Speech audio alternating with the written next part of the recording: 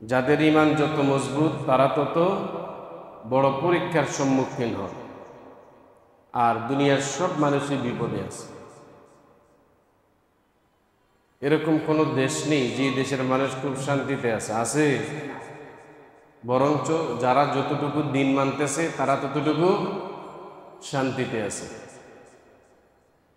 যার ভিতরে দিন আছে, ধর্ম আছে, ওর আত্মার মধ্যে শান্তি আছে। আপনি যখন ফজরের নামাজটা, ওই দিনের ফজরের নামাজটা যদি আদায় করেন, আপনি দেখবেন আপনার সকাল থেকে আত্মার মধ্যে একটা শান্তি কাজ করতেছে।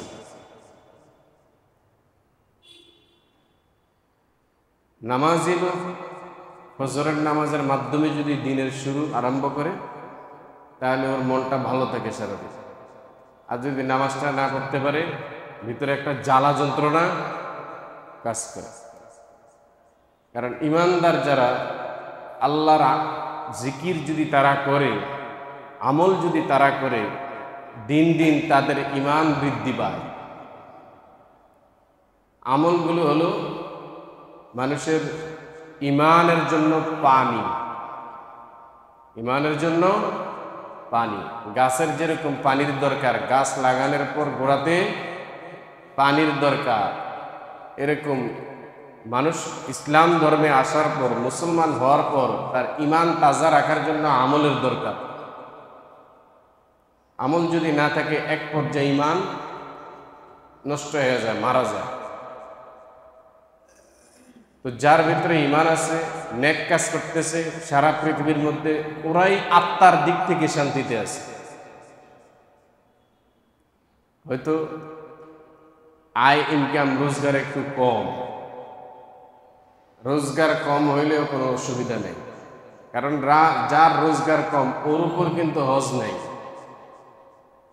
ওর উপরে হজ নেই। যার ইনকাম একটু কম, রোজগার কম, ওর উপরে যাকাতও নেই, ওর উপরে কোরবানিও নেই। তা আর্থিক বড় বড় যে আমলগুলো, এগুলো ওর উপরে নেই। আমল আসলেই তো আমল ছুটে যাওয়ার আশঙ্কা থাকে। টাকা থাকলেই তো হজ ছুটে যাওয়ার আশঙ্কা থাকে। সব টাকাওয়ালা কি হজ করতে পারছে? সব টাকাওয়ালা হজ করে দুনিয়ার থেকে বিদায় নিতে পারছে? পারে নাই। তো টাকা ছিল, হজ করে নাই, এই জন্য ও কি শাস্তিটা পাবে। আর যার টাকা নাই, ওর উপরে হজ নেই। যার টাকা নাই, ওর উপরে কোরবানিও, এই যে কোরবানি আসতেছে, আমাদের দেশে মহিলাদের ক্ষেত্রে কোরবানির ব্যাপারে খুবই উদাসীন। মহিলার দেখা গেছে স্বর্ণ আছে, টাকাও আছে, একবারে স্বর্ণ আছে, আবার কিছু টাকার মালিকও আছে, ওর উপরে কিন্তু কি কোরবানি ওয়াজিব হয়ে গেছে। সে কোরবানি দেন, গোটা পরিবারের তরফ থেকে স্বামী কোরবানি দিতেছে এক নামে, কিন্তু মহিলার উপর কোরবানি ওয়াজিব হয়ে আছে এই খবর নেই। আরেকটা ব্যাপার হলো, একজন লোক অবৈধভাবে টাকা কামায়, অবৈধভাবে টাকা কামাচ্ছে, প্রতি বছর বছর ওমরা যেতেছে। আর আরেক লোক, সে বৈধভাবে টাকা কামায়, এই জন্য প্রতি বছর তার পক্ষে ওমরা করা সম্ভব না। অথবা বৈধভাবে টাকা কামায় কিন্তু অনেক টাকা আছে, কিন্তু প্রতি বছর ওমরা যায় না। এই ক্ষেত্রে যে বারবার ওমরা যাইতেছে কিন্তু টাকা তার অবৈধ, এই লোকের থেকে কোটি গুণ উত্তম হলো যার টাকা বৈধ, ওমরা যায় না।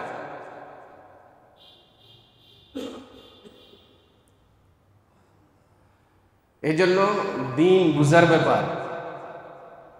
আমরা ইনকাম করব হালাল ভাবে, 10টা 20টা মসজিদ বানানো এটা আমার উপর জিম্মাদারি না। অবৈধ টাকা কামাইয়া মহল্লা মহল্লা একটা মসজিদ যদি দেই, পার পাবো না। বৈধ টাকা কামাইয়া যদি অল্প কিছু দেই, হাসরের ময়দানে এটাই উহুদ পাহাড়ের মতো হয়ে যাবে। আর অবৈধ টাকা কামাইয়া কোটি কোটি টাকা দিয়া দিলাম, পরকালে গিয়ে দেখবো কিছুই নেই, সব টাকা সব সব ওদের নামে চলে গেছে, যাদের টাকাগুলো অবৈধভাবে আমি উপার্জন করছি। এই জন্য আমরা টাকা যদিও যা কামাই উপার্জন করি, ইনশাল্লাহ হালাল তরিকায় করব, হারামের আশ্রয় নেব। আল্লাহ তাআলা তৌফিক দান করুন। মানুষের নফস, শয়তান মানুষকে সবসময় খারাপ কাজের দিকে আদেশ করতে থাকে, কারণ সে যেদিন থেকে মারদুদ বিতাড়িত হয়েছে ওদিন থেকে সে প্রতিজ্ঞা করছে, আল্লাহ আপনি আমাকে দীর্ঘ হায়াত দান করেন। আল্লাহ পাক রব্বুল আলামিন বলছে, যা তোকে সেই সুযোগ দিলাম। বলছে, আল্লাহ আমি যেন চতুর্পাশ থেকে মানুষদেরকে বেঈমান বানাইতে পারি, কুমন্ত্রণা দিতে পারি, সেই যোগ্যতাও দান করেন। আল্লাহ বলে, এটাও দিলাম, তবে আমার নেককার, আমার সলেহ বান্দা বান্দি যারা, তাদেরকে পথভ্রষ্ট করতে পারবা না। এই যে শয়তান একটা প্রতিজ্ঞা করছে বনি আদমকে সে নষ্ট করবে, এটা কিয়ামত পর্যন্ত করতেই থাকবে। প্রত্যেক মানুষের আত্মাকে, কলবকে শয়তান খারাপ কাজের আদেশ করে। এই কথাটাই আজকে আসতেছে। আমরা আজকে ইনশাল্লাহ 13 পারার শুরু থেকে তাফসীর আরম্ভ করব। সূরা ইউসুফ এর তাফসীর চলতেছে 12 পারার আংশিক এবং 13 পারার প্রায় 7 পৃষ্ঠা ব্যাপী এই সূরা ইউসুফ। ইউসুফ আলাইহিস সালাম তিনি যখন জেলে অবস্থান করতেছেন, তখন ওই যে তিনার সাথে জেলে 2 জন যুবক ছিলেন। একজন ছিলেন রাজার মদ পান করাইতেন, আর আরেকজন রাজার বাবুর্চি ছিলেন। তো যে ব্যক্তিরা কি বাবুর্চি ছিলেন তিনি দোষী সাব্যস্ত হয়েছেন, আর যে ছেলেটা মদ পান করাইতো সে নির্দোষ প্রমাণিত হলো। এর জন্য জেল থেকে ছাড়া পেয়ে গেছে। ইউসুফ আলাইহিস সালাম যাওয়ার সময় তাকে বললেন যে আমি যে একজন নির্দোষ লোক জেলের মধ্যে আছি, এই খবরটা তুমি একটু বাদশার কাছে পৌঁছে দিও। তো সে তো ভুলে গেছে। এখন বাদশাহ যে স্বপ্নে দেখলেন, এই স্বপ্নের ব্যাখ্যা এর মন্ত্রী পরিশোধ করতে পারল না। তখন ওই ছেলেটা তার স্মরণে আসছে যে জেলখানার মধ্যে তো এরকম উত্তম আখলাকওয়ালা একজন লোক আছে, সে তো সুন্দর ব্যাখ্যা করে স্বপ্নে রাজাকে বললেন। তো রাজা বললেন, ঠিক আছে, তাকে আমার কাছে নিয়ে আসো। এই ছেলে এই রাজার এই স্বপ্নের ব্যাখ্যা জানার জন্য ওখানে গেলেন।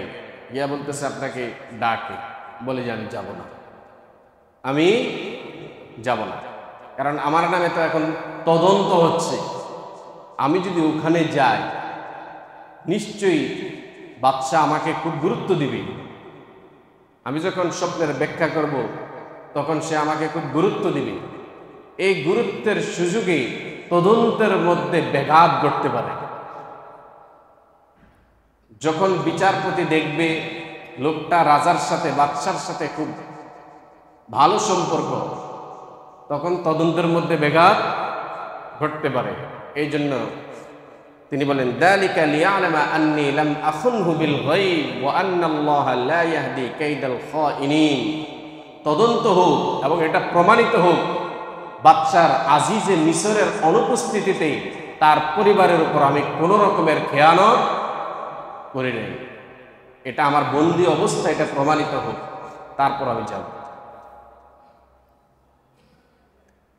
এবার ইউসুফ আলাইহিস সালাম বলেন, ওয়ামা উবাররিউ নাফসি ইন্নান নাফসা লাআম্মারাতুম বিসসুই ইল্লা মা রাহিমা রাব্বি। তিনি বলেন যে আমি এই কথা বলি না যে আমি একেবারেই 100% সব পবিত্র, এটা আমি এই দাবিও করি না। এটা তদন্ত হোক, কারণ ইন্নান নাফসা লাআম্মারাতুম বিসসু, নিশ্চয়ই প্রত্যেক নফস, এই নফসগুলোকে শয়তান খারাপ কাজের দিকে ধাবিত করে, আদেশ করতে থাকে। তবে আমাকে আল্লাহ পাক রব্বুল আলামিন শয়তানের এই কুমন্ত্রণা থেকে হেফাজত করছেন। ইল্লা মা রাহিমা রব্বি, আমার আল্লাহ শয়তানের কুমন্ত্রণা থেকে আমাকে হেফাজত করে আমার উপর রহম করছেন, ইহসান করছেন। ইন্না রব্বি গফুরুর রহিম, নিশ্চয়ই আমার আল্লাহ গফুর রহিম, তিনি ক্ষমাশীল দয়ালু। وقال الملك ائتوني به أستخلصه لنفسي,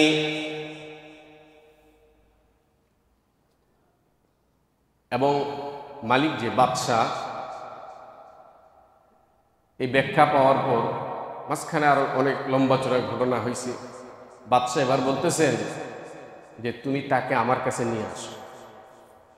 এই ব্যাখ্যা শোনার পর বাদশাহ বুঝছেন ওকে আমার দরকার, যেহেতু সামনে একটা বিপদের সময় আসতেছে।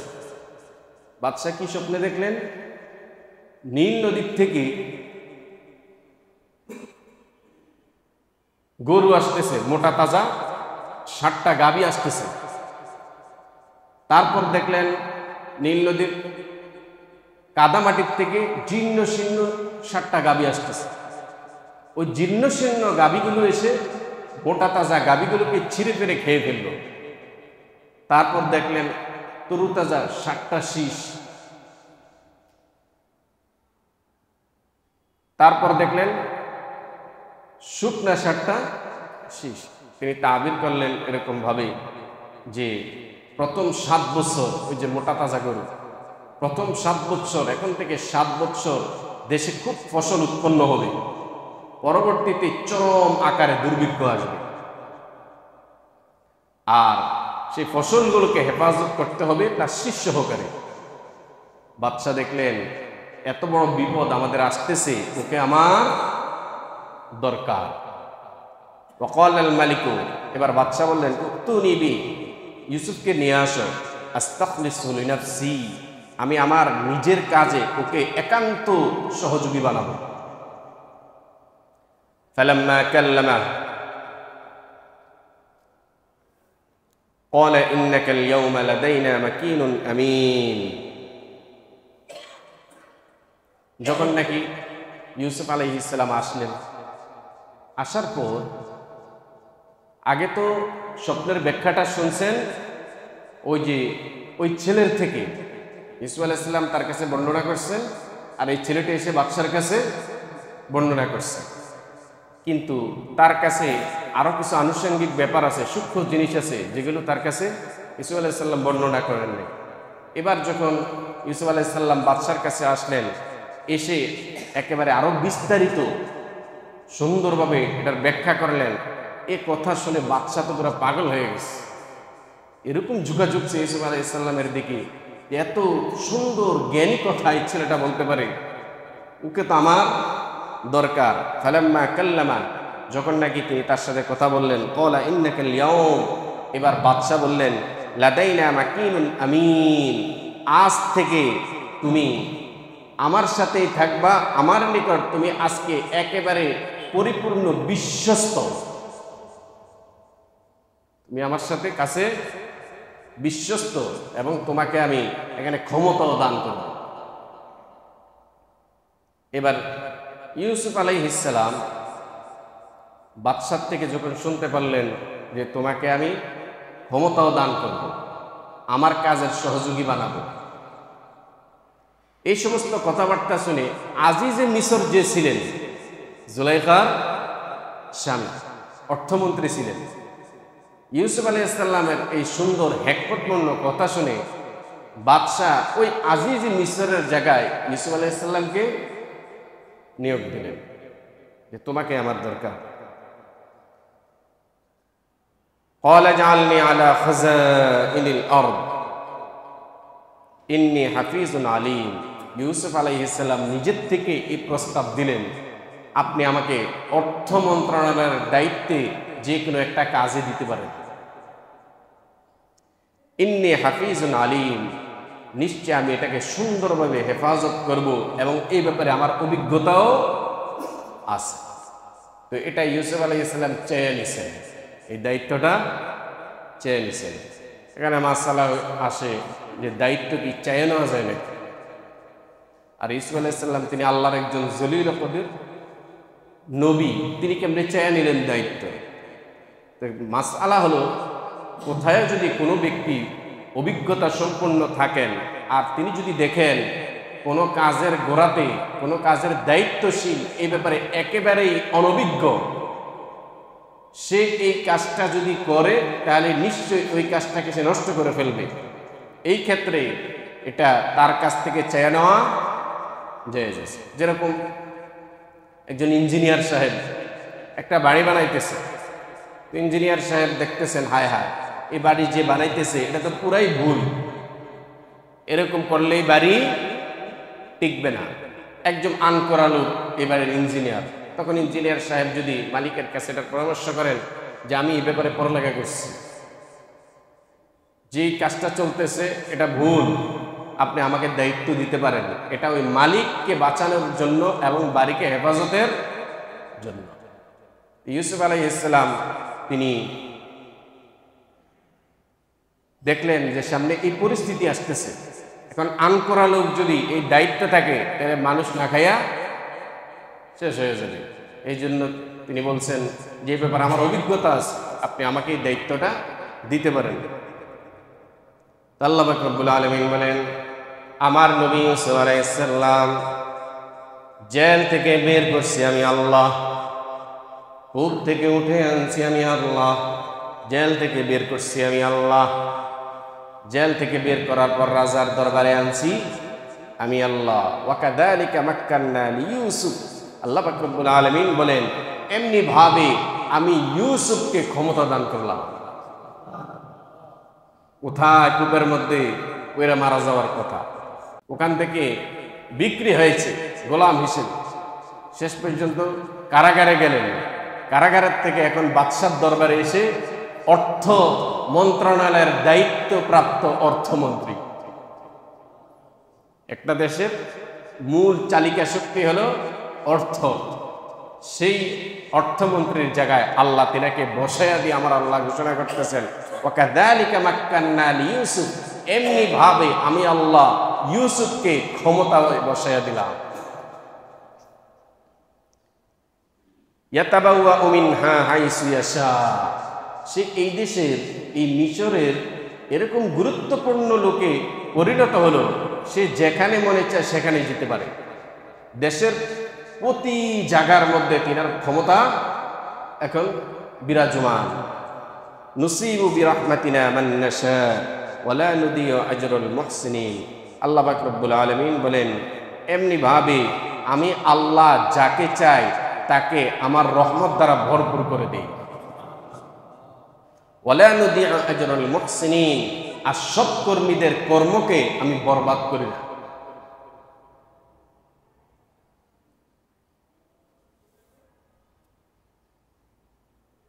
ওয়ালা আজরুল আখিরাতি খায়রুল লিল্লাযিনা আমানু ওয়া কানু ইয়াত্তাকুন, আল্লাহ পাক রব্বুল আলামিন বলেন আমার নবী ইউসুফ আলাইহিস সালামকে আমি আল্লাহ জমিনের ক্ষমতা দান করছি। এই যে অর্থমন্ত্রী বানাইয়া দিলেন, এটা জমিনের ক্ষমতা, এটা তো হলো জমিনের ক্ষমতা। তো তিনি তো মাত্র একটা দেশের অর্থমন্ত্রী না হয়েছে, তো আল্লাহ কি বলছেন ওকে আমি ক্ষমতা দান করছি। আর এরকম লোক জমিনের মধ্যে ছিল যিনি সারা দুনিয়ার ক্ষমতা পেয়ে গেছেন। সুলাইমান আলাইহিস সালাম পুরা জাহানের ক্ষমতা আল্লাহ তিনাকে দান করছে, এরকম নাফরমানদের মধ্যেও ছিল। এই যে গোটা পৃথিবীর ক্ষমতাও আল্লাহ যাকে দান করছেন, এই গোটা পৃথিবীর ক্ষমতাবান ব্যক্তিটা তার ক্ষমতাটা এটা পরকালের সুখ শান্তির তুলনায় কিছুই না, পরকালের তুলনায় কিছুই না। পরকালে আল্লাহ মানুষকে যে ক্ষমতা দান করবেন আর যে শান শৌকত দান করবেন, আমার আল্লাহ এটাই বলতেছেন ওয়ালা আজরুল আখিরা, আরে আমি তো ইউসুফের সৎকর্মের বিনিময় ওকে আমি ক্ষমতা দান করছি, অর্থমন্ত্রী বানাইয়া দিছি, কিন্তু আসল পুরস্কার তো ওর রয়ে গেছে পরকাল। ওয়ালা আজরুল আখিরাতি খায়রুন লিল্লাযিনা আমানু ওয়া কানু ইয়াত্তাকুন, হে দুনিয়াদার, হে দুনিয়াবাসী, এই দুনিয়ার ক্ষমতা এটা কিছুই না। আমি অনেককেই আমলের কারণে দুনিয়াতেও ক্ষমতা দিই, আল্লাহ বলেন অনেককে আমলের কারণে দুনিয়াতেও ক্ষমতা দেই, কিন্তু এটা পরকালের তুলনায় কিছুই না। ওয়ালা আজরুল আখিরাহ, সৎকর্মের আসল ফলাফল তো রয়ে গেছে পরকালের জন্য, এটা পরকালে দেওয়া হবে। ওয়ালা আজরুল আখিরাতু খায়রুল লিল্লাযীনা আমানু ওয়া কানু ইয়াত্তাকুন। এবার ওই যে ভাইরা ইউসুফ আলাইহিস সালামকে কূপের মধ্যে নিক্ষেপ করছিলেন, ওই ভাইরা তো আর জানেন না ইউসুফ আলাইহিস সালাম এখন বাদশা হয়ে বসে আছে। ভাই যে দুনিয়াতে আছে না নাই এই খবরও তাদের নাই, তাদের একেবারে কল্পনার ঊর্ধ্বে এটা। এখন হয়েছে কি, দেশের মধ্যে দুর্ভিক্ষ আরম্ভ হয়ে গেছে।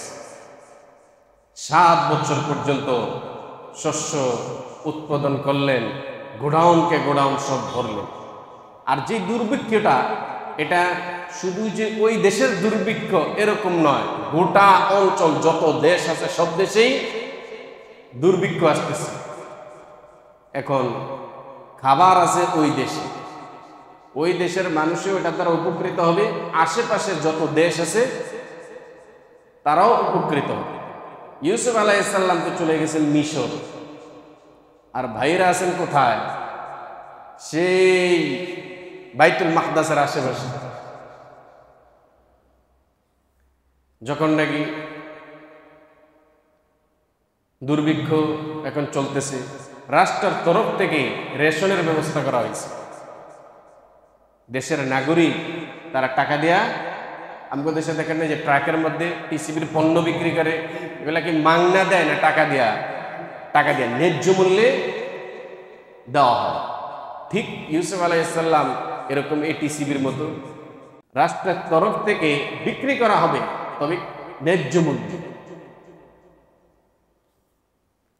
ভাইরা যখন শুনতে পাইল অমুক দেশের মধ্যে অমুক জায়গার মধ্যে রাষ্ট্রের তরফ থেকে এরকম রেশনের ব্যবস্থা করা হয়েছে ন্যায্য মূল্যে, তখন তিনারাও ওই দেশে গেলেন। আর তখনও স্বর্ণ মুদ্রা এগুলা চালু হয়ে নেই। এখন যেরকম টাকা হলো পণ্য ক্রয় করার আসবাব বস্তু, এর আগে ছিল স্বর্ণ মুদ্রা, কিন্তু ইউসুফ আলাইহিস সালামের জামানায় এগুলা কোনোটাই চালু হয়নি। তখন মানুষ পণ্য দিয়া পণ্য ক্রয় করতেন।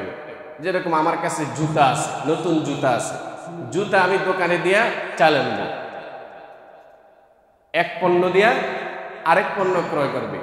আমার কাছে চামড়া আছে, আমি চামড়া দিয়া আমি গম আনবো, আমি ওকে দিব চামড়া, ও আমাকে দেবে গম। ইউসুফ আলাইহিস সালামের ভাইজানেরা তেনারা এরকম চামড়া, জুতা, বিভিন্ন ধরনের আসবাবপত্র নিয়ে ওখানে গেলেন, যেগুলোর বিনিময়ে আমরা খাদ্যদ্রব্য আনব।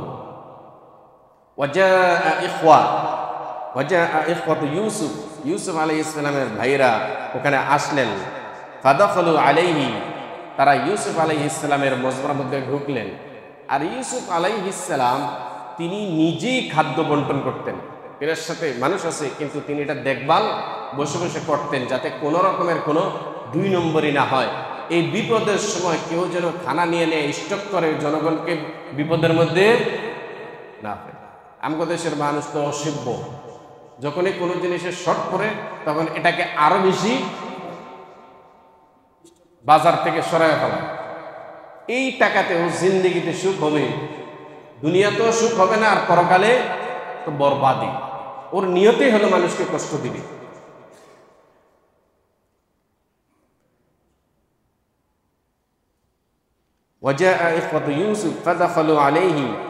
যখন নাকি তারা ইউসুফ আলাইহিস সালামের ওই মজমার মধ্যে ঢুকলেন, যেখানে খাদ্য বিতরণ করা হচ্ছে, ফাআরাফাহুম, ইউসুফ আলাইহিস সালাম তো তাদেরকে দেখেই চিনে ফেলছে, কারণ তারা তো বড় ছিল। ইউসুফ আলাইহিস সালাম ছিলেন 7 বছরের। বড় মানুষের মধ্যে কিন্তু তেমন পরিবর্তন হয় না, আর ছোট যারা ওরা বড় হইলে ওদেরকে চিনা যায় না। ইউসুফ আলাইহিস সালাম ছিলেন ছোট 7 বছরের, আর ভাইরা ছিলেন বড় বড়। আর আল্লাহর কি মেহেরবানি, ইয়াকুব আলাইহিস সালামের যে এতগুলো ছেলে, প্রত্যেকটা ছেলেই মনে করেন মানানসই ছিল। ইউসুফ আলাইহিস সালাম বেশি সুন্দর ছিলেন, কিন্তু অন্যান্য ভাইয়েরাও অসুন্দর না, প্রত্যেকেই খুব সুঠাম দেহের অধিকারী, মানানসই ছিলেন। ক্বালা তুনি বিআখি ফাআরাফাহুম, ইউসুফ আলাইহিস সালাম তাদেরকে চিনে ফেলছেন। ওয়া হুম লাহু মুনকিরুন, কিন্তু তারা ইউসুফ আলাইহিস সালামকে চিনতে পারেন না। চিনবে কোত্থেকে? ওদের তো কল্পনা এটা নেই। ওয়ালাম্মা জাহ্নাযাহুম বিজাহাযিহিম, এবার ইউসুফ আলাইহিস সালাম তাদেরকে ভরে ভরে সম্পদ দিলেন, একবারে এক একজনকে এক এক ওট বোঝাই করে সম্পদ দিছেন। ওয়ালাম্মা জাহাযাহুম বিজাহাযিহিম ক্বালা তুনি বিআখিল লাকুম মিন আবিকুম, ইউসুফ আলাইহিস সালাম তাদেরকে বলতেছেন, তোমরা তো আসছো, তোমাদের যে আরেকজন সৎ ভাই আছে, যা ইউসুফ আলাইহিস সালামের আপন ভাই, এই বিনয়ামিনকে তারা আনে নাই। কারণ ইয়াকুব আলাইহিস সালাম তখন বৃদ্ধ বয়সে উপনীত হয়েছেন, এই জন্য বাপের খেদমতের দরকার। বাপের খেদমত করার জন্য ইউসুফ আলাইহিস সালামের আপন ভাইকে বিনয়ামিনকে রেখে আসছেন, আর ভাইরা সকলেই মাল নেওয়ার জন্য, খাদ্য পণ্য নেওয়ার জন্য আসছেন। ইউসুফ আলাইহিস সালাম তো দিকে চিনা ফেলাইছে, এগুলো তো সব আমার ভাই। ক্বালা তুনি, তিনি এবার শর্ত দিয়া বসলেন। ক্বালা তুনি বিআখিল লাকুম মিন আবিকুম, তোমাদের যে আরেকজন বৈপিত্রীয় ভাই আছে, বৈমাত্রীয় ভাই আছে, পরে নিয়ে আসবা। আলা তারাউনা আন্নী উফিল কাইলা, দেখো না আমি তুমি কিরকম মাল দিছি, ভৈরা ভৈরা দিছি। ওয়া আনা খায়রুল মুনজিলিন, আমি কিন্তু উত্তম মেহমানদারি করেনওয়ালা। এগুলো তাদেরকে বলতেছে, দেখছো না কি পরিমাণে তুমি দিছি, ওইটারে নিয়ে আসলে আরো বেশি দিন। ফাইল্লাম তাতুনি, তবে যদি ওকে না নিয়ে আসো, ওকে যদি না আনো, ফালা কাইলা লাকুম ইনদি, তারপরে কিন্তু আমার তরফের থেকে আর রসদ পাইবা না। ওয়ালা তাকরাবুন, এবং আমার কাছেও আসতে পারবা না। ক্বালু সানুরাবিদু আনহু, তারা বললেন সানুরাবিদু আনহু, আমরা আপ্রাণ চেষ্টা করব আমাদের বাবাকে বুঝালেন। ক্বালু সানুরাবিদু আনহু আবাহু ওয়া ইন্না লাফাইলুন, এবং নিশ্চয়ই আমরা এটা পারবো, ভাইকে আনতে পারবো। ওয়া ক্বালা লিফিতিয়াজিহি জালু বিদআতাহুম ফি রিহালিহিম, এদিক দিয়া যারা নাকি খাদ্য শস্যগুলো এরকম বস্তায় ভরে ভরে দিতেছেন, যে সমস্ত মুলাজমাত কর্মচারী, তাদেরকে ইউসুফ আলাইহিস সালাম বলে দিলেন যে তারা যে জিনিসগুলো নিয়ে আসছে খাদ্য দ্রব্য ক্রয় করার জন্য, অর্থাৎ চামড়া, জুতা, এগুলো একটাও রাখবা না, সব ওদের বস্তার ভিতরে ঢুকাইয়া দিবা। কারণ ওরা আমার ভাই, ওরা আমার ভাই, ওদের থেকে আমি টাকা নিব না। এটা হলো সম্ভ্রান্ত লোকের আচরণের খেলাফ। ভাই যদি বিপদে পড়ে ভাইকে কোনো জিনিস দিয়া দেওয়া, এটাই হলো উত্তম। ইউসুফ আলাইহিস সালাম এই ভাইয়ের থেকে কোনো টাকাই রাখে নাই, তিনার থেকে তিনি রাষ্ট্রকে ওই টাকা পরিশোধ করে দিয়েছেন। وقال لفتيانه اجعلوا بضاعتهم في رحالهم لعلهم يعرفونها, তাদেরকে যে বিনিময়ে খাদ্যদ্রব্য দেওয়া হয়েছে, যে জিনিসের আসবাবের বিনিময়, এগুলো তাদের বস্তার ভিতরে প্যাকেটের মধ্যে ঢুকিয়ে দাও। লাআল্লাহুম ইয়ারিফুনাহা, যাতে করে ইদানকালাবু ইলা আহলিহিম, বাড়িতে যাওয়ার পর তারা যখন দেখবে যে ওরে বাবারে, এই লোক আমগরে খাদ্য শস্য দিছে, আবার আমগো টাকাও ফেরত দিয়া দিছে, তখন তারা এটা অনুধাবন করবে, আবার যাওয়া দরকার। আমগো খুব আদর করে, মহব্বত করে, আমাদের আবার যাওয়া দরকার। মূলত ইউসুফ আলাইহিস সালামের উদ্দেশ্য হলো ওই যে ছোট ভাই, ও ভাইকে নিয়ে আসা। এখন তাদেরকে এরকম আপ্যায়ন করছে, খাদ্যশস্য দিচ্ছেন, টাকাও রাখেন না, তারা চিন্তা করবে যেভাবে হোক ভাইটাকে ওখানে ফুসলেয়া নেওয়া দরকার। ফালাম্মা রাজাউ ইলা আবিহিম, যখন নাকি তারা বাবার নিকট আসলেন, ইয়াকুব আলাইহিস সালামের নিকট আসলেন। ইয়াকুব আলাইহিস সালাম তো বেচারা সুখ করতে করতে করতে করতে একেবারে চোখে অন্ধ হয়ে গেছে। সন্তানের সুখ করতে করতে অন্ধ হয়ে গেছে। ফালাম্মা রাজাউ ইলা আবিহিম, যখন নাকি বাবার নিকট আসলেন, ক্বালু ইয়া আবানা মুনিয়া মিন্নাল কাইল, ও বাবা, যে রসদ আমরা নিয়ে আসছি আমাদের তো এটা দিবে না, মানা করে দিছে, সামনে আমাদেরকে আর দেওয়া হবে না। তো আমরা যে পরিমাণের খাদ্য আনছি এগুলা তো শেষ হয়ে যাবে কয়েকদিন পর। যে দুর্ভিক্ষ আরম্ভ হয়েছে, যদি সামনে খাদ্য না দেয় আমাদের তো বিপদ লাগবে।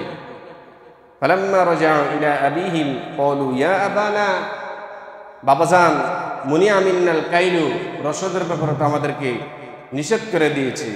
ফাআরসিল মা'ানা আখানা, সুতরাং আমাদের ভাইকে আমাদের সাথে দেন, দিতে হবে। তিনি তো বলছেন ভাইকে নিয়ে যাইতে। নাকতাল ওয়া ইন্না লাহু লাহাফিজুন, তাহলে আমরা রসদ আনতে পারবো আর ভাইকে আমরা খুব হেফাজত করব। বাপজান, ওকে না নিয়ে গেলে আমাদেরকে আর সম্পদ দিবে না, রসদ দিবে না। তো ওকে যদি নিয়ে যাই আমরা আনতেও পারবো এবং তাকে আমরা সাধ্য অনুযায়ী খুব হেফাজত করব। قال هل آمنكم عليه إلا كما أمنتكم على أخيه من قبل, ইয়াকুব আলাইহিস সালাম বলতেছেন, আমি কি তোমাদেরকে ইয়ামিনের ব্যাপারে বিশ্বাস করব ইউসুফকে যেরকম করছিলাম এরকম? আমার ইউসুফ কই? এরকম বইলেই তো ইউসুফকে নিছিলা, ইউসুফ কোথায়? আমি কি তোমাদেরকে ইউসুফের ব্যাপারে ইউসুফের মতো আবার এরকম বিশ্বাস করব?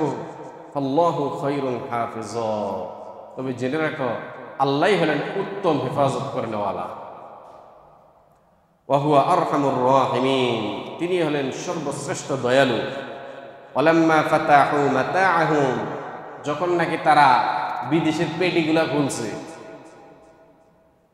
প্যাকেট বানায় বানায় আনছে না ভাইয়েরা, যখন নাকি এরকম ওয়ালাম্মা ফাতাহু মাতাআহুম, তাদের রসদের প্যাকেটগুলা খুলছে, ওয়াজাদু বিদআতাহুম, তখন ওই যেগুলা দিয়ে ক্রয় করছে এগুলো সব প্যাকেটের ভিতরে পাওয়া গেছে। রুদ্দাত ইলাইহিম, দেখলো যে ওই উল্টা টাকা সহ তাদেরকে ফেরত দিয়ে দিছে। ক্বালু, এবার বাবার কাছে বলতেছে, ইয়া আবানা, ওগো আমাদের বাপজান, মা নাবগি, আমরা আর কি চাই? ওর কাছ থেকে আমরা আর কি চাই? ও খাদ্য দিছে আবার টাকাও ফেরত দিয়ে দিছে, ওর কাছে আমরা আর কি চাইতে পারি? হাদিহি বিদআতুনা রুদ্দাত ইলাইনা, এই যে আমাদের খাদ্য দিয়ে দিছে, আমাদের টাকাও ফেরত দিয়ে দিছে। ওয়া নামিরু আহলানা ওয়া নাহফাজু আখানা ওয়া নাজদাদু কাইলা বাঈদ, আমরা যাব, আমরা গিয়া ওর জন্য আনবো এবং আরো অতিরিক্ত এক ওট আনবো, কারণ আমাদের খানার তো বেশি দরকার। দালিকা কাইলুন ইয়াসীর, আর এটা ওর পক্ষে কোনো ব্যাপারে না। এক ওট অতিরিক্ত দেওয়া, ও যেই বড় মন্ত্রী হয়েছে ওর পক্ষে একটা অতিরিক্ত ওট দেওয়া এটা কোনো ব্যাপারে না। ক্বালা লান উরসিলাহু মাআকুম, ইয়াকুব আলাইহিস সালাম বলেন, না না, লান উরসিলাহু মাআকুম, আমি ওকে তোমাদের সাথে দিব না। হাত্তা তু'তুনি মাওসিকাম মিনাল্লাহ লা তা'তুন্নানি বিহি, যতক্ষণ পর্যন্ত তোমরা আল্লাহর সাথে এই প্রতিজ্ঞাবদ্ধ না করবে আমার সাথে আল্লাহর ব্যাপারে, ততক্ষণ পর্যন্ত আমি তোমাদেরকে দিব না। ইল্লা আন ইউহাতা বিকুম ফালাম্মা আতাউহু মাওসিকাহুম, যখন নাকি তারা আল্লাহ পাক রব্বুল আলামিনের ব্যাপারে প্রতিজ্ঞা করলো যে আমরা ওকে নিয়ে যাব, ক্বালাল্লাহু আলা মা নাকুলু ওয়াকিল, ইয়াকুব আলাইহিস সালাম বললেন যে ক্বালাল্লাহু আলা মা নাকুলু ওয়াকিল, আমরা যেটা বলতেছি এই ব্যাপারে আল্লাহ পাক রব্বুল আলামিনই সর্বোত্তম হেফাজত করেনওয়ালা, নেগাহবান। ওয়াকালা ইয়া বুনাইয়া, এবার ইয়াকুব আলাইহিস সালাম একটা কৌশল শিখিয়ে দিতেছেন ছেলেদেরকে, কারণ তারা সবগুলা মাশাআল্লাহ সুঠাম দেহের অধিকারী। তো নিজের সন্তান তো ভিতরে সবসময় একটা ভয় কাজ করে যে কি আবার মুখ লাগাইয়া দেয়, কার নজর আবার লাগে। সন্তানদের চেহারা যদি সুন্দর হয়, বাপ মা একটা আতঙ্কে থাকে, কোন দিকে যায়, কে আবার মুখ লাগাইয়া দেয়। কারণ হাদিসের মধ্যে আছে যে আল আইনু হাক্কুন আন নজরু হাক্কুন, মানুষের এই চোখ লাগানো, মুখ লাগানো এটা অত্যন্ত ভয়ঙ্কর।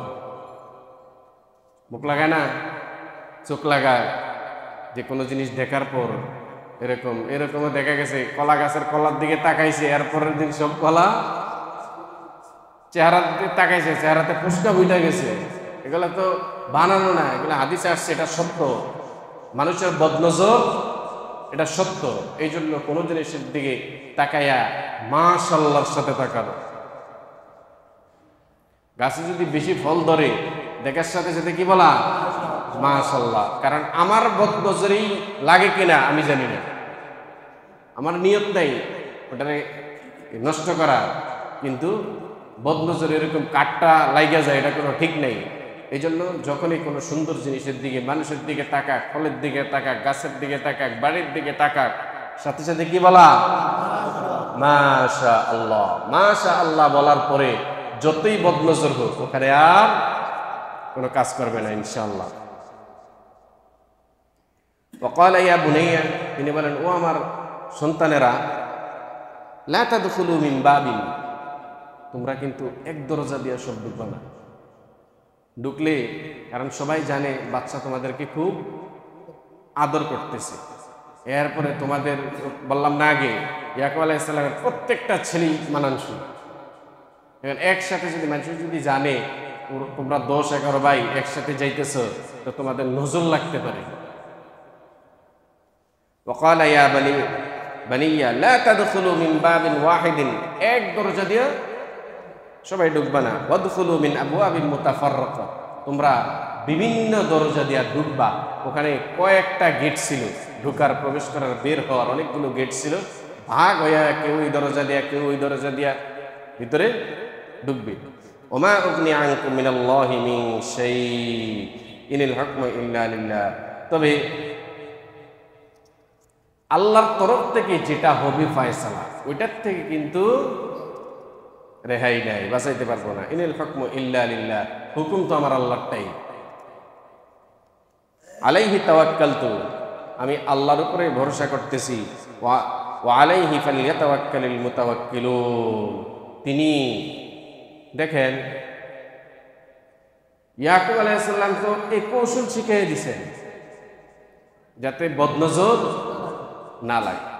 তো বদনজর লাগে নাই ঠিকই, কিন্তু এই কাফেলা চুরির অপবাদে ছোট ভাইকে রেখে আসতে হয়েছে। এই জন্যই বলেন যে আল্লাহ যেটা করবে ওইটা আশঙ্কায় ছিলাম বদনজর না লাগে, কিন্তু এর থেকে বড়টা হয়ে গেছে।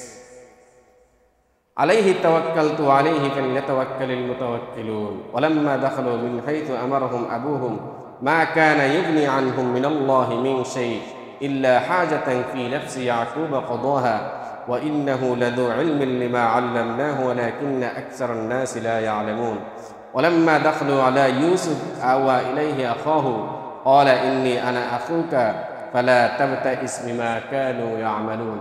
এবার যখন বিনিয়ামিনকে নিয়া ওখানে গেল, ইউসুফ আলাইহিস সালাম তো ছোট ভাইরে পাইছেন কত বছর করে।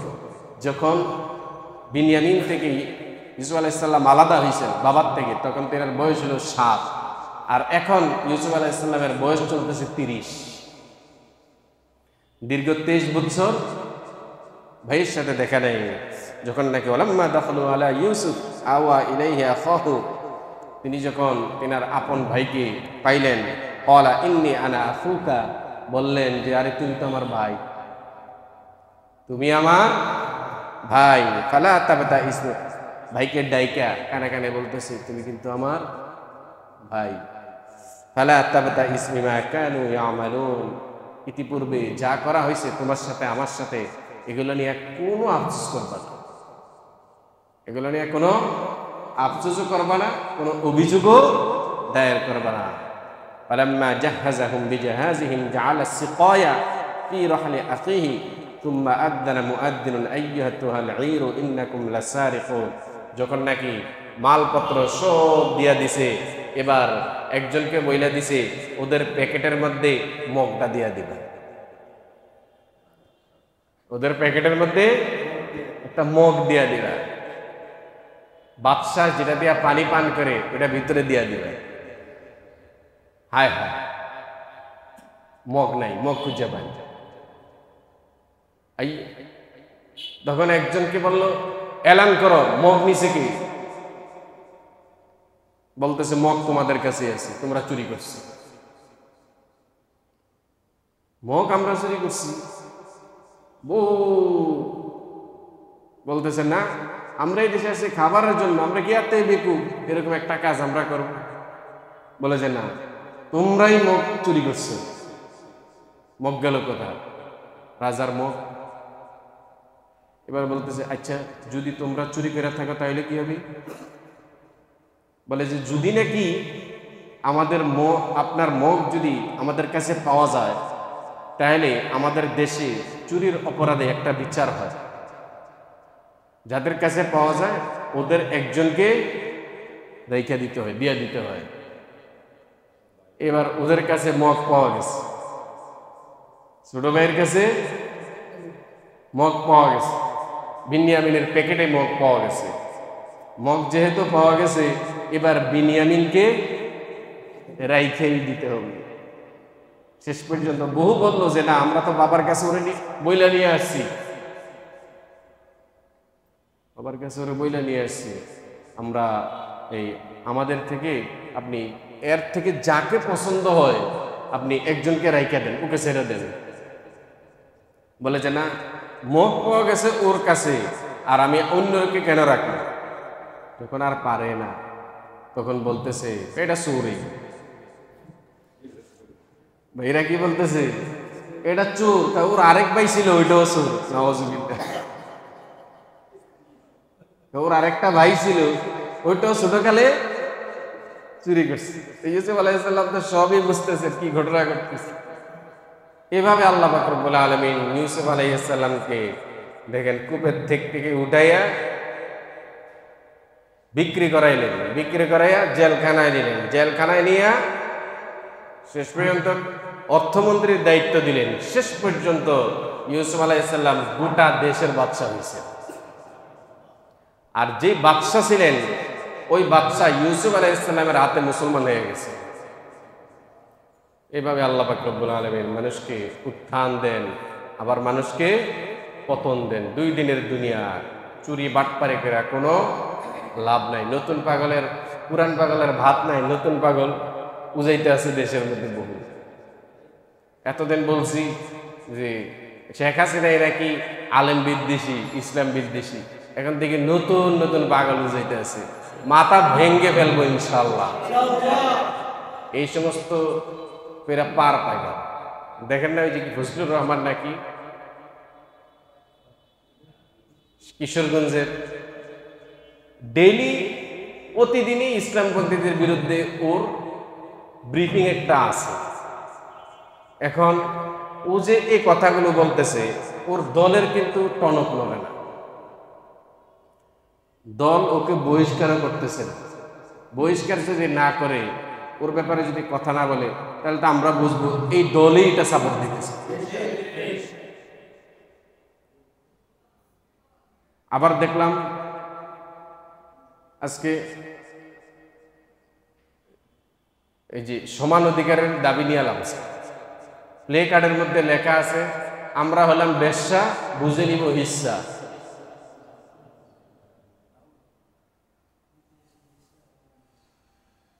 এখন ওরা তো ঠিকই, ওরা যে দাবি করছে ওরা তো এই কাজের লোকই। ওদের তো মানও নাই, ইজ্জত নাই, সম্মানও নাই, ওদের চরিত্র বলতে কিছুই নেই। কিন্তু সাহস পায় কোত্থেকে? ওরা এই কথাগুলো বলার সাহস কোত্থেকে পায়? সাধারণ পাবলিক বাদে দিলাম, শুধু হুজুর কত আছে এই দেশে। হুজুররাও যদি বলে এগুলাকে আমরা ঠ্যাঙ্গের নিচে ঢুকাইয়া বলাবো, জুতার নিচে, ওয়ান টুর ব্যাপার, পাবলিক বাদই দিলাম। এই দেশের পাবলিক একেবারে মুসলমান যারা আছে 90% যদি মুসলমান থাকে তাহলে 90%ই আপনি পাবেন এসব ব্যাপারে সতর্ক। 90-এর মধ্যে একজনও পাবেন না, হয়তো লাখের মধ্যে একটা পাইতে পারে, ওটা পার্সেন্টই পড়ে না। এরপরও ওরা এত বড় সাহস পায় কোত্থেকে? হিজড়া মহিলাদেরকে ধরে আনে, বিভিন্ন নর্ত থেকে ধরে আনে, ওরা মিছিল করে, মিটিং করে, আবার এই সমস্ত কথা লেখা লেখা ওরা মিছিল করে। ওদের শিক্ষা হয় নাই। আল্লাহ আমাদেরকে এই সমস্ত আযাব গজব থেকে হেফাজত করুন।